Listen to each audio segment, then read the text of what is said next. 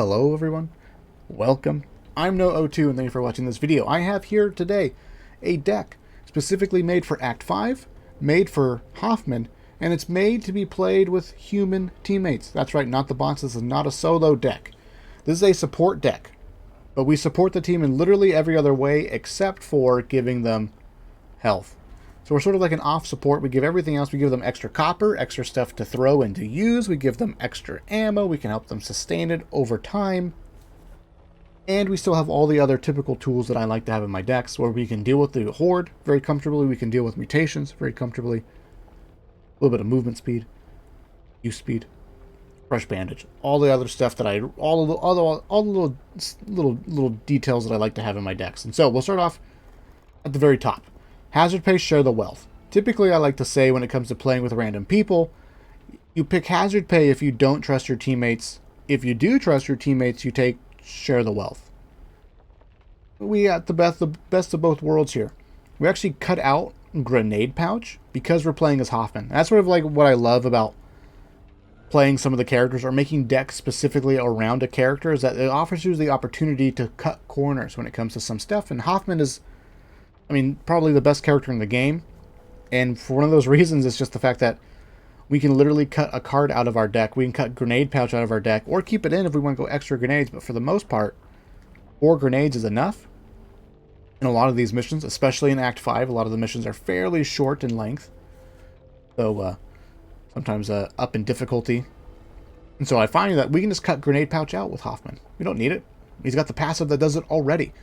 And so we have hazard pay and share the wealth. And we still have the hazard pay that we know and love, at least that I know and love. It keeps us nice and copper rich. But we're still supporting the team by giving them the extra copper in general. So hopefully this week can squeeze out some extra upgrades, things like that, extra grenade upgrades, extra health upgrades. Copper's the universal everything, right? It's just it helps you with literally everything. In between every single mission, if you have copper, your team is getting stronger. It's very, very nice. And +2 if your team is taking a lot of damage. Every 4 missions, at the very least, every single mission, somebody gets to use a medicine cabinet, and it's because of you. You did that. Though, next is Offensive Scavenger, Pinata. We have both of them. And we're also Hoffman, so think about that, right? This deck is specifically about being Hoffman, so between Pinata, Offensive Scavenger, and being Hoffman, there's going to be a lot of freaking stuff to throw. Also extra health, extra quick slot stuff, all that stuff, extra bonus things, but we really care about the stuff to throw. And being Hoffman, we do that the best. We're the only character that can do that. And Hoffman plus Pinata is great. It's so freaking good. Plus here we're running Pyro, and so thus we are not running grenades with this deck. We are running Molotovs. How can we get away with that? We'll talk about it in a little bit. But essentially here, Pyro is really nice with Pinata. It's the cheaper pipe bomb, essentially. If you have good positioning, you throw a well-timed Molotov, it deals with a horde event just as well as a pipe bomb does, but you spent half the money to do so. And we get to heal. And our Molotovs are capable of dealing with tall boys so long as you have enough distance or time to do so. And so what we end up having here is Molotovs, great for Pinata, because essentially you set it and forget it, and so long as your teammates aren't shooting zombies that are on fire, because why would they do that? Stop it. Pinata has more opportunity to trigger because a single throw of a Molotov has the potential to burn out more zombies than you could potentially do with a single throw of a grenade. And so we're sort of doubling down on the fact that we want Pinata to trigger as much as possible, and we're doing it as cheaply as possible. So we'll invest an extra card. We don't have to buy pipe bombs, essentially. That's what we're doing here. So I think there is potential to do something with pipe bombs here as well. And also, too, when it comes to dealing with the horde, so long as you have good positioning, you're solid. And so the Molotov has the best flexibility as far as something that you can throw to deal with a horde when it gets scary, but also something to throw at mutations if that is what's scary as well. But how do we get time to deal with mutations that are on fire? Suppressing fire, fill them full of lead. That's right. We are running an LMG with this deck. In fact, I would recommend that you use the burn card. Have a little bit of fun. Be bad. Use your burn card. Be a little luxurious and use your resources. So I've been using the burn card to get an LMG on the first mission, and then I won't really use another one for the entire campaign.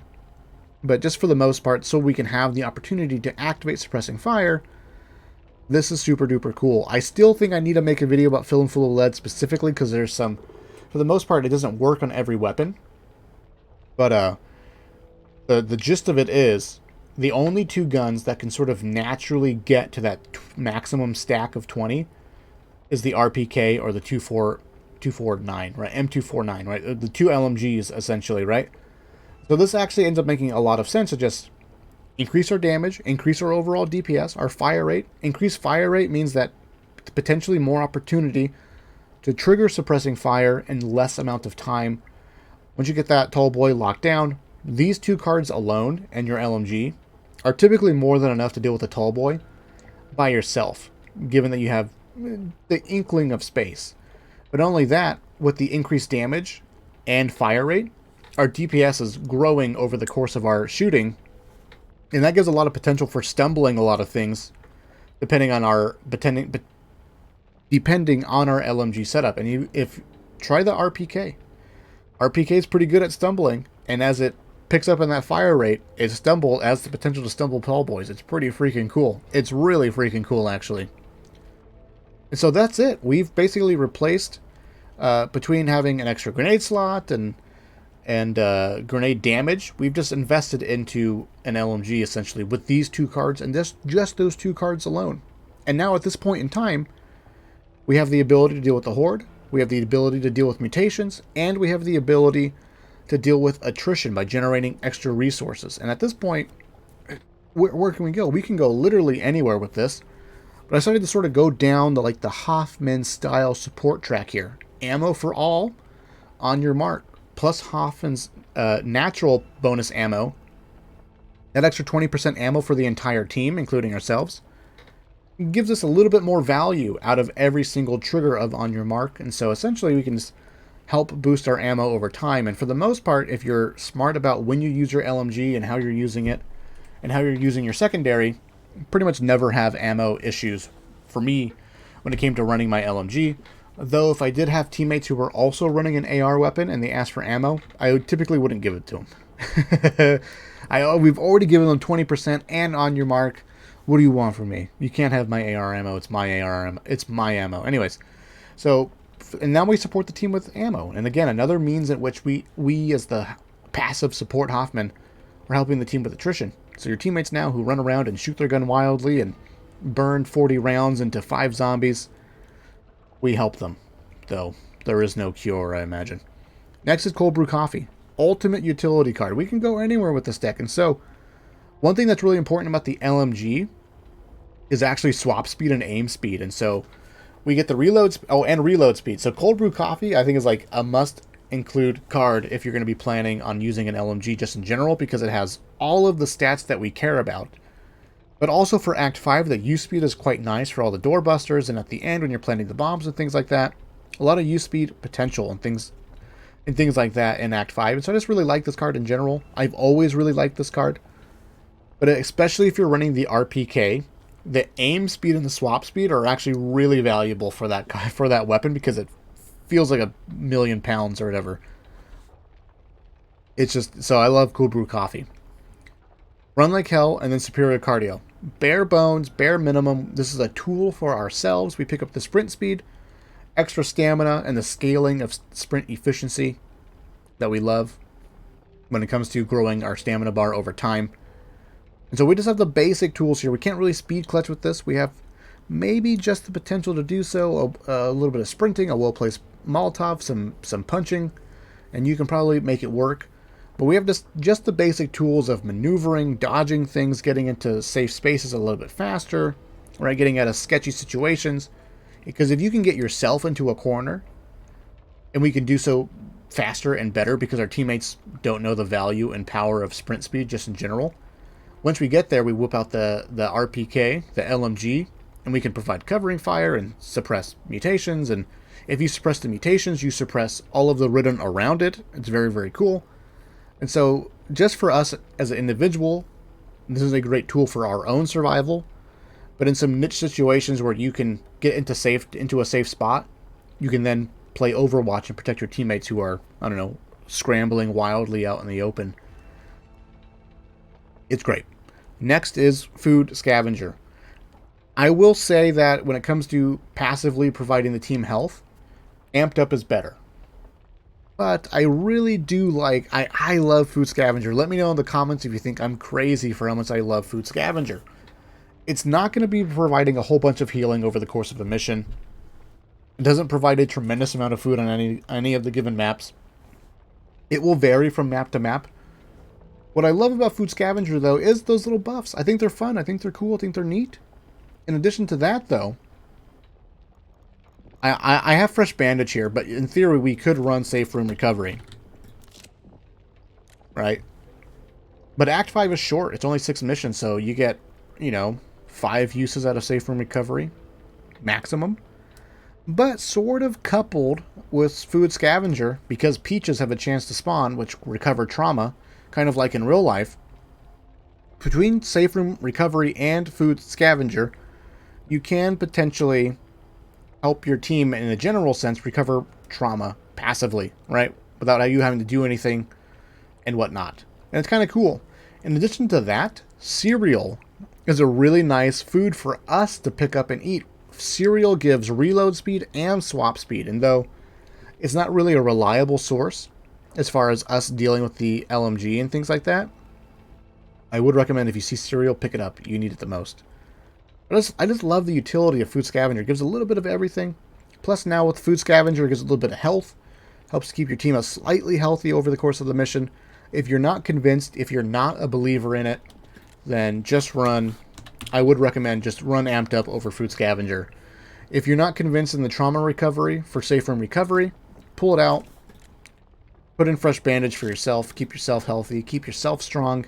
You can't protect others if you can't protect yourself, right? And so this is the sort of Hoffman support deck. We provide literally everything else except for health. And we still have all the tools that we need for ourselves to be successful, right? Because when you invest into a bunch of healing and your teammates die, you've probably used all of your healing resources on them in general. And now that they're gone, there's no way in heck that you have enough damage by yourself to deal with all the problems that you might encounter. With this deck, we can do it. With this deck, you can just, like a blazing trail of fiery lead from the heavens, you can, in fact, sort of mow down hordes of zombies and deal with mutations. Do keep in mind, there's no extra reload speed here. No admin reload. You're just going to have to manage. I feel that those are really nice luxuries of life as far as reloading an LMG, especially under pressure. If you find those cards to purchase in a shrine, do so. Totally do it. You should have more than enough money to do so. But I just found in general that just being smart about how you use your LMG, you shouldn't be shooting at the horde. You should be waiting for mutations and things like that. So long as you have a little bit of extra swap speed, you use your secondary for most stuff, and when the mutations do show up, that's when you whip out the LMG. But I think for the most part, reload speed, admin reload, those are nice qualities of life, but you can sort of circumvent them by just being a little bit smarter about how you spend your ammo and when you are using your ammo and needing to reload and things like that. So this is the deck specifically for Act 5. I love it. I think it's a lot of fun. Well, why Act 5, you might ask? Molotovs, because there's a lot of phantom hordes, so you might find yourself in a position where you need to hunker down in a crappy corner out in the open, and a Molotov can essentially cut off a nice chunk, a nice angle of attack that the zombies are running at you with. So I actually found this to be really successful as far as just like, oh, phantom horde right now? Okay, let's hunker up against this bus, right? And just like throw a Molotov to our right, set it and forget it, and then we just look left and things like that. So I think it's just a little bit easier as far as like dealing with things out in the open. Not the ideal situation for the Molotov, but it's actually quite useful for keeping yourself healthy in those crappy situations. Sort of nice. And also the LMG use here. When it comes to dealing with the shredders in Act 5, which are really consistent in Act 5 in general, sort of a mutation that we don't want to really throw a grenade at, because the shredders are quite frequent, and if you have tall boys spawning alongside them, you really want to save your grenades for the tall boy. We circumvent that as well by just, we have an LMG that is capable now of almost certainly stumbling the shredder, as well as just outright DPSing it super well, as well as allowing us to double down and still crowd control or deal with the tall boy variants as well with the same two cards. And if it gets really sketchy, We can still just throw the Molotov, which helps melt the tall boys. Actually really quite nice. And so I think, for the most part, there's a lot of grenade strain potential on Act 5. And we just instead of like brute forcing our way through it with teammates who we don't want to necessarily always be saving with a grenade, we can sort of just dodge the use of a grenade, have Molotovs instead, get different bit of utility, and rely on these two cards almost exclusively when it comes to dealing with tall boys and shredders. It's really fun. Give it a try. Let me know what you guys think. I appreciate it. And I will see you in the future.